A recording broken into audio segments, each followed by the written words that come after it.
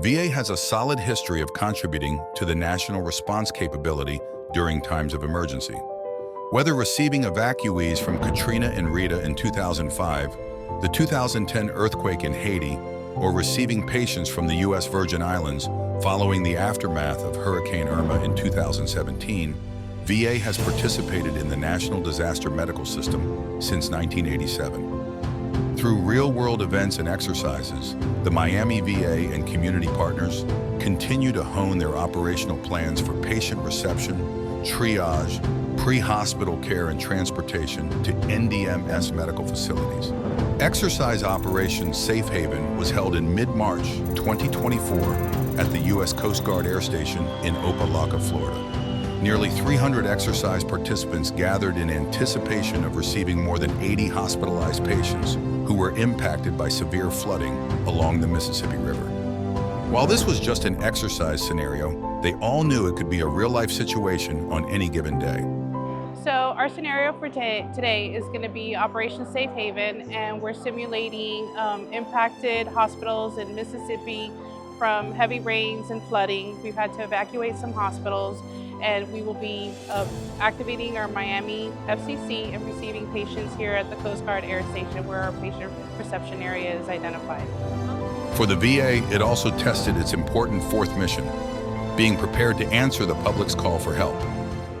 So VA's fourth mission is really, can't be highlighted more than it was over the last 4 years, really looking at the pandemic. Our fourth mission is we're the backstop to the American healthcare delivery system. Additionally, we're responsible for moving survivors of disasters to definitive care. And then for DoD, we're the backup to the military healthcare system as well. These are not just missions, but part of the fabric of the VA healthcare system. Gearing up for the exercise, supplies, equipment, personnel, and other resources flowed in from across VA facilities in Florida and South Florida. So we've had the opportunity to work with several coalitions. We engaged with the Miami-Dade Healthcare Preparedness Coalition. We engaged with the Broward Health, the Keys Ready. We have the South Florida Executive Board that participates with us, the Tampa HERC Coalition. So we have numerous coalitions that we've been engaging with, and also the SRDSTF task force that has been part of our coalition in support of this major event. It's been very exciting.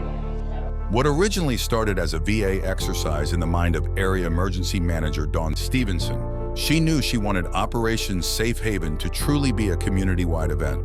Over time, more and more NDMS partners and others joined in to reap the benefits of practice for what could indeed become their reality. I think it's very important for hospitals to sign up as NDMS hospitals because it'll give them an opportunity to participate in our exercises. And I think it's also important if we have a real world event, we've already trained together, we've already established those coalitions, and the operations will go much smoother. So I think it's very important. Being part of a community really is what we've been doing since 1950, and NDMS is just a very clear example of the need to be able to bring in expertise, but expand it to the community itself. Because at the end of the day, we all have to work together, and we're much better for the community coming together to be able to respond to these type of disasters or these type of situations. Exercise planners, evaluators, and others worked out of a mobile command center and joint information center to direct and support the large assembly of emergency response forces. The VA and its partners, including the U.S. Coast Guard, provided that realism and more during the exercise. Hundreds of volunteers, staff, and observers were a hub of activity during the exercise. Their job was to receive, triage, treat, and get patients ready for transport to local NDMS hospitals. NDMS hospitals play a pivotal role when an FCC is activated. While patients are initially received at the center, once they have been triaged, they need to be transported to a local hospital for further care. It's been amazing. I had no idea I would be a part of this today. I'm on a ride along with Life Flight, I'm currently a paramedic student, so they told me like you're gonna be able to be a part of a drill, and I was super excited because this is what I'm learning in school. So being able to see it all play out is very different from like the books. So I get to actually apply what I'm learning and actually see all the roles and the way, you know, it plays out. Participants said they found playing out their roles to be a very valuable, highly realistic experience. Those observing the action agreed. For us, it's very important that we get a chance to get out and get exercise and get a chance to practice. Obviously, this type of disaster does not happen every day, but we always have to be ready because when it does happen, there's no opportunity to fail. It has to be done correctly. So it's very important for our staff to get a chance to come out and see how the exercise works, get a chance to collaborate with others, work with the VA, other area hospitals, other area organizations, to kind of see what we are doing right, what we may be doing a little bit wrong, what we can fix. It's very important that we be able to fix these things during these exercises, so when a real event happens, it works smoothly, the children are taken care of, the patients are taken care of during the disaster.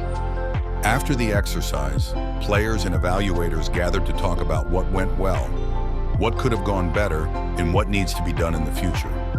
Planners agreed a lot of important lessons were learned that will help VA and its surrounding communities be better prepared for the real thing.